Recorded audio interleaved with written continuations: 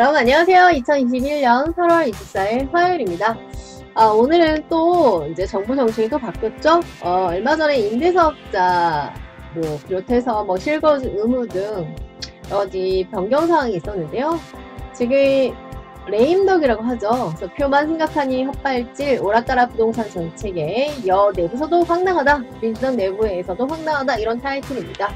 임대사업자 실거주 의무 폐지, 그 다음에 재건축에 또 소유주가 2년 실거주 의무도 또 폐지가 되었죠.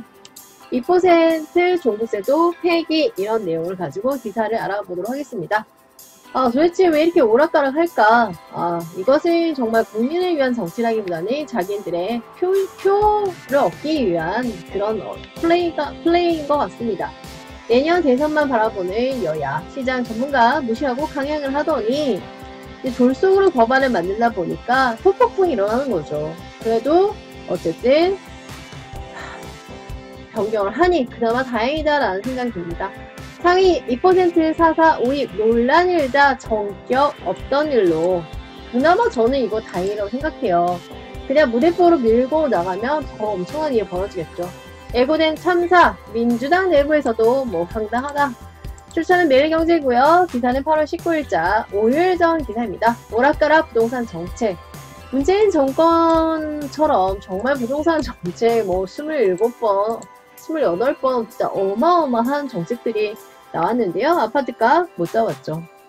게다가 문재인 정권 전에서는 종부세라는 것은 제가 알기로는 정말 부자들이 내는 걸로 알았는데, 문재인 정권 들어서서 아파트 폭등이 일어나면서 종부세를 내는 그 국민층이 굉장히 커졌죠.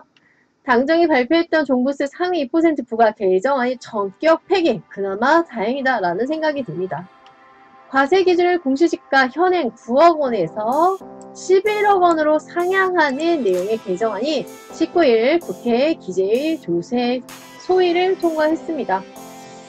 집권 여당이 무리하게 주도해 온 부동산 입법이 잇따라 막대한 시장 혼선을 초래하고 있는데요. 부동산 전문가들이 아닌 의원들이, 팔러티션이죠. 정치가들이 이 부동산에 관련된 입법 과정을 주도하고 있는 데다가 국토교통부, 교육재정부 등 정부 부처와 야당의 의견을 무시한 채 일방적인 입법 독주가 남은 예고된 참사라는 평가가 있습니다.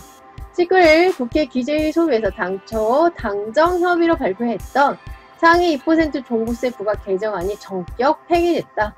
저는 그나마 다행이라는 생각이 듭니다.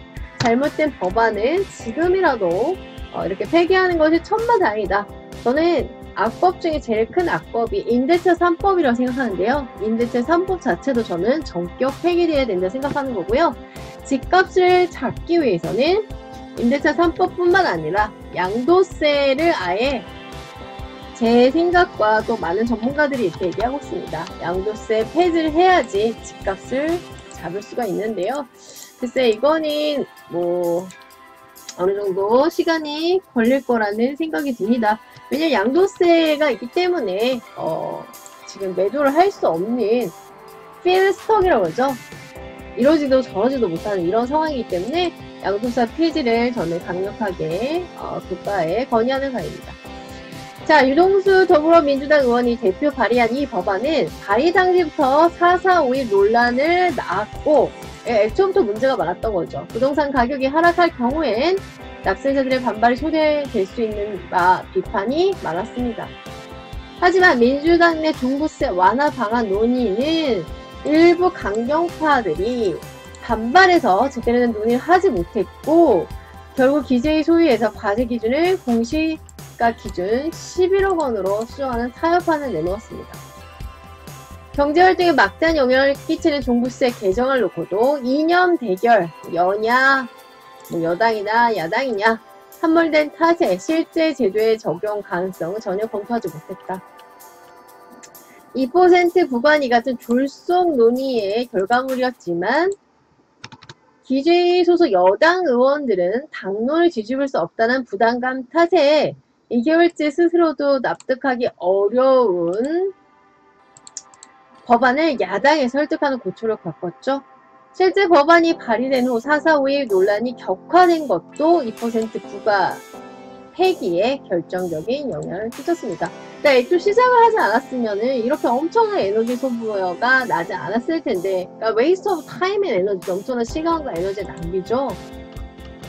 유 의원이 대표 발의한 법안에 따르면 공시가격 상위 2%에 해당하는 액수를 정한 뒤 1,000만원 단위에서 반올림을 해 억원 단위에서 기준이 정해질 예정이었는데, 이럴 경우 보유주택의 공시가격이 실제 상위 2% 액수보다 싸지만 반올림 후 종부세 부과 대상으로 편입되는 사례가 대거 등장할 수 있었습니다.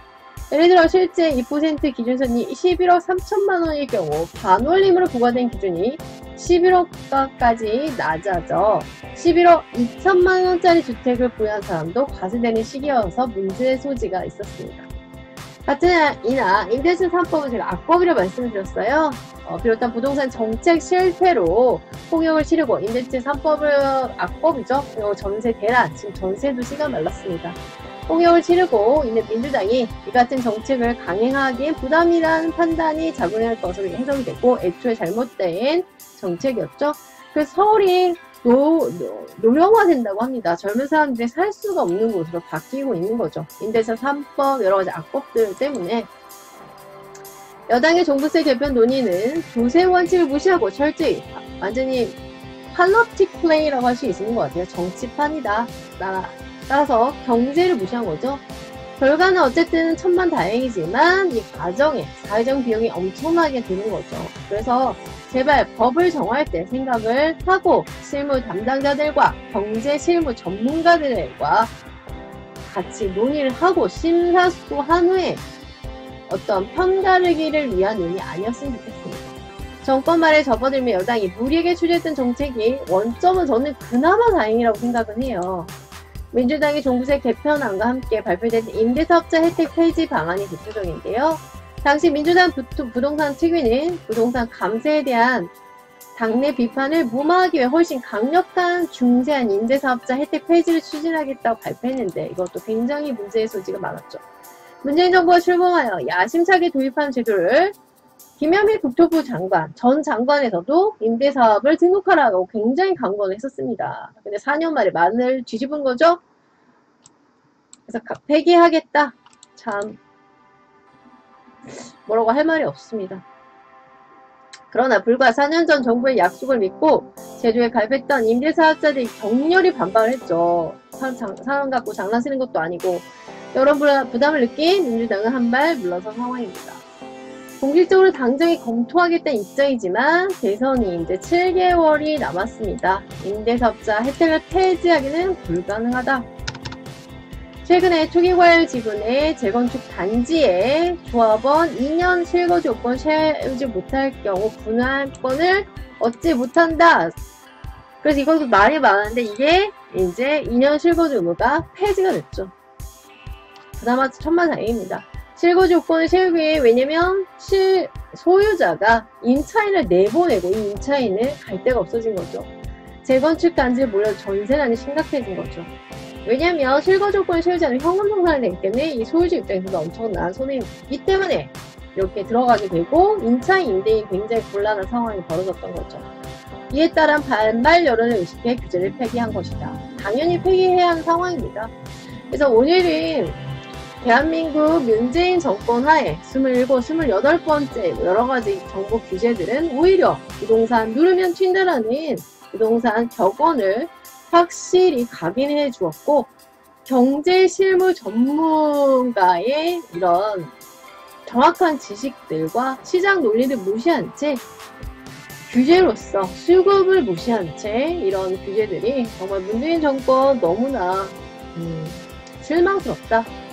다음 정권에서는 어떻게 이렇게 망가뜨린 이 시장을 조금 더 개선해 나갈 수 있는 그런 대한민국을 건전한 방향으로 이끌 수 있는 그런 좋은 지도자, 좋은 정권이 잡기를 기도합니다. 감사합니다.